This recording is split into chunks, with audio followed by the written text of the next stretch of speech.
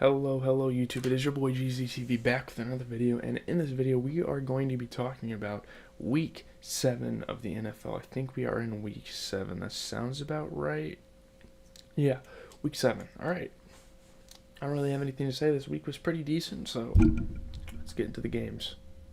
So the first game we are here to talk about is the Jacksonville Jaguars and the New Orleans Saints. Actually a pretty good game. And man, I have to say the Jaguars are looking pretty solid this season. I know the Saints aren't a great team to beat, but hey. Yeah, Trevor Lawrence comes through late and the Jaguars hold off the Saints. They win it by 7 points. Shout out to the Jaguars. Jacksonville quarterback Trevor Lawrence was playing with a sprained left knee, and the visiting Jaguars hurt their own cause with turnovers and penalties. But they came back in the end, won the game. There's a lot of things to like about the Jaguars. I feel like, man, they're a pretty good team. Trevor Lawrence goes out there on an injury, 20 for 29, 204 yards and a touchdown. Derek Carr, 33 for 55. He threw a touchdown, but he did have an interception as well. Trevor Lawrence also getting it done on the ground, 8 carries for 59 yards. Christian Kirk had a nice 6 catches for 90 yards and a touchdown. And I feel like, yeah, that's probably about all I'm going to talk about for this game. Yep, you knew it was coming, guys. Packers, Broncos. This is like the first Sunday game I'm going to talk about because it's my favorite team, and I do kind of want to get this over with. PJ Locke saves the Denvers from another second half meltdown as the Broncos beat the Packers by 2 points. The end of Denver's dubious streak of blown halftime leads and the Broncos' first home victory under coach Sean Payton both came from the most unexpected of sources. So, yeah, man. Yeah, the Packers suck. The Packers are really a bad team. They're not like the worst team in the NFL or anything, but they are pretty bad. Jordan Love continuously throwing in double coverage with the game on the line. Kareem Jackson got ejected for the second time this season. Interesting, tipped passes caught in the end zone. Packers had a lot of crazy end zone plays. Romeo Doubs is a fucking beast. Courtland Sutton had a really good game, which sucks because I lost my fantasy week. I mean, not because of him, but yeah, it sucked for me. Jordan Love, 21 for 31. He threw for 2 touchdowns, but he did throw an interception, so it was pretty costly. Russell Wilson, 20 for 29. He threw for a touchdown. A.J. Dillon had 2 catches for 34 yards. That was legit our best receiver of the game. And Courtland Sutton had 6 catches for 76 yards and a touchdown. Probably one of his best games of the season. So, yeah. Sorry about hitting my mic. I do that a couple times. Next, we're going to talk about probably one of the better games of the week. We have the Browns and the Colts. This was actually a really, really good game. Kareem Hunt's late touchdown helps the Browns rally past the Colts by 1 in a topsy-turvy game. Kareem Hunt and Myles Garrett flexed their muscles. P.J. Walker relied on true grit in place of Deshaun Watson and Dustin Hopkins' strong leg. And Dustin Hopkins' strong leg kept the Cleveland Browns kicking on all cylinders. Just doing a lot of things offensively, defensively. The Browns look like a really good team this year, actually. Kareem Hunt, great touchdown. A lot of crazy penalties late in the game going against the Colts. Obviously, Deshaun Watson, we hope he's okay. They're going to need him if they want to be a good team. Myles Garrett, insane defense, strip sacks, blocking field goals. He might be up there for Defensive Player of the Year for sure. So, P.J. Walker threw for 178 yards. He did throw a pick, but the run game and everyone else kind of got it done for him. Speaking on Gardner Minshew, 15 for 23, 305, 2 touchdowns. He might have threw a bit of a controversial pick, but I still think he had a good game. Jonathan Taylor had a rush touchdown. He played really good. Jerome Ford, 11 carries, 74 yards and a touchdown, actually playing really well in place of Nick Chubb. Even without Nick Chubb, this might be one of the best running back tandems in the entire league. Elijah Moore had 4 catches for 59, while Josh Downs, or Jalen Downs, however you say his name, Josh Downs, 5 catches, 125 yards and a touchdown. Definitely had a breakout game this week, so yeah. Man, this fucking Bills team, I tell you what, I don't know what's going on. Mac Jones' late touchdown pass lifts the Patriots over the Bills by 4. Bill Belichick is the 3rd coach with 300 wins. Bill Belichick will wait for another day to talk about the latest milestone win of his coaching career. That Mike Gesicki touchdown was great. A little bit of back and forth late in the game. Obviously, the Bills were getting crushed at first, Stephon Diggs getting a touchdown damn near in every game. There's nothing new for that. Mac Jones actually had a good game. 25 for 30, 272 yards, 2 touchdowns. Not really a flaw in his game. Josh Allen, 27 for 41. He threw 2 touchdowns, but he did throw a pick that was probably costly in the grand scheme of things. Yeah, kind of sucks. Let's see who else. Kendrick Bourne had 6 catches for 63 yards and a touchdown. That's really all I can say about the weapons in this game. So, yeah, I guess we're moving on, boys. By the way, Bills just keep collapsing. I don't know what's happening. So, it is what it is. Josh Allen getting outplayed by Mac Jones and Zach Wilson the first 7 games of the season is kind of crazy, man. I'm not going to lie. Pretty sloppy division game we have here with the Commanders and the Giants. The Giants' defense stifles the Commanders, makes a late stand, and a 4-game skid and a 7-point win. The way the New York Giants have played defense the past few weeks, their inept offense can take the rest of the season to figure things out, and Coach Brian Daboll's team still will still have a chance for more victories. I still think they have a chance to make the playoffs. I don't know if they probably won't, but they actually have a chance in my opinion. They were celebrating. I mean, Brian Daboll getting hyped. They block field goals. They do everything on defense. Kevon Thibodeau had an easy pick 6 he dropped, so they could have even done better. Commanders got a muff punt, and then you got a touchdown, but that's all they did. Saquon had a fire touchdown. Yeah, good. But I mean, not a great game for either team. Pretty sloppy, but hey, the Giants walked out with the win as we get Sam Howell throwing 22 for 42, 249 yards. He did throw a pick, though. Tyrod Taylor definitely having one of the best games of his career, 18 for 29, 279 yards, 2 touchdowns. Terry McLaurin, 6 catches for 90 yards, while Darren Waller, it doesn't really matter because I lost my fantasy week, but it's awesome to see, Darren Waller, 7 catches, 98 yards in a tutty. So that's really good to see. He was the best receiver of that game. Awesome stuff. All right, probably one of the more disappointing performances of the week by any team. We're talking about the Detroit Lions. Lamar Jackson almost flawless as the Ravens beat the Lions by 32 in a matchup of division leaders. When Lamar Jackson returned to Baltimore to play for new offensive coordinator Todd Monken, this was pretty much the best case scenario. The star quarterback finding open receivers deep in secondary, scrambling when needed, and guiding the Ravens to another pretty good victory here. Lamar Jackson went off. I mean, he played amazing.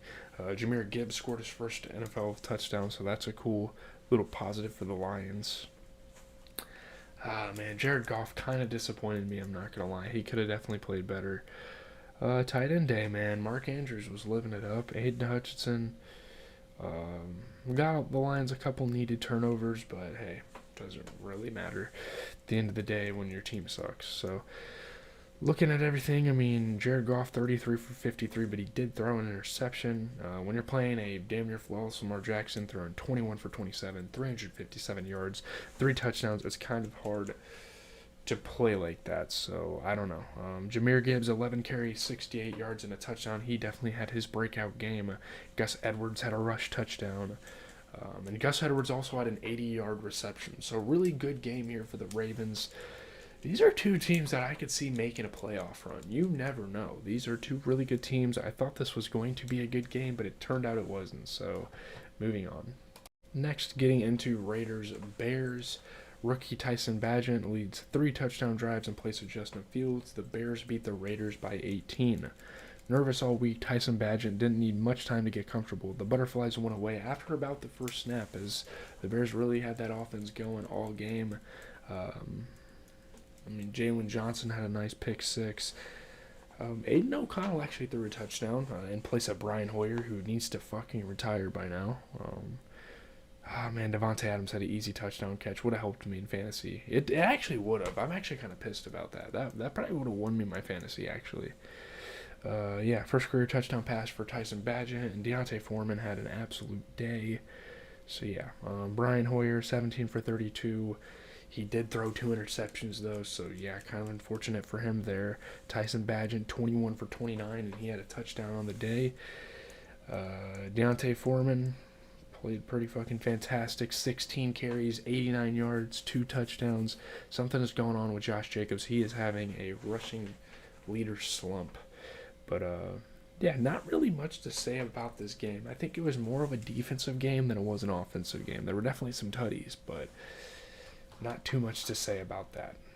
Up next, we have the Falcons and Buccaneers game. Pretty low scoring, pretty sloppy game, but hey, Younghoe Koo's game-ending 51-yard field goal helps the Falcons overcome Desmond Ridder's mistakes as they beat the Buccaneers by 3. This is actually a really impressive season I'm seeing out of the Atlanta Falcons. Desmond Ridder and the mistake-prone Atlanta Falcons gave the Tampa Bay Buccaneers all kinds of opportunities to hang on to first place in the NFC South before showing why they believe they're a team headed in the right direction. Younghoe Koo definitely needs to be paid more. He is amazing. 3 fumbles for Desmond Ridder. Kyle Pitts had an amazing catch on tight end day. Mike Evans caught a couple dimes. Desmond Ridder had a touchdown. But at the end of the day, Falcons got the win. Desmond Ridder played really well passing-wise, though. 19 for 25, 250 yards. Really good at moving the ball down the field. Baker Mayfield, 27 for 42, 275 yards, a touchdown. He did throw a pick. It was probably pretty costly. If I had to guess, there wasn't too much offense this game. I mean, really all it was Mike Evans having a game. 6 catches, 82 yards, and a touchdown. But, hey, Younghoe Koo. And it was the special teams. It was the defense. A lot of good stuff there. Obviously, Bijan Robinson not playing was kind of controversial there in the fantasy world. But, hey, I still lost my fantasy week, even with that. So, yeah. Steelers versus Rams, actually a pretty good game here, and the Steelers are looking pretty nice. Steelers offense awakens in the fourth quarter. They rally for a 7-point victory over the Rams. Both the Steelers and the Rams knew their tight game wasn't solely decided by one questionable 4th down spot at the 2-minute warning. So, yeah, there was an interesting 4th down spot, but that's not what decided the game. Najee Harris had a nice touchdown. Jaylen Warren had a touchdown. Darrell Henderson got a touchdown. T.J. Watt, probably one of the best defensive players of the year. I think it's in between him and Myles Garrett as of now. Nice pick for him.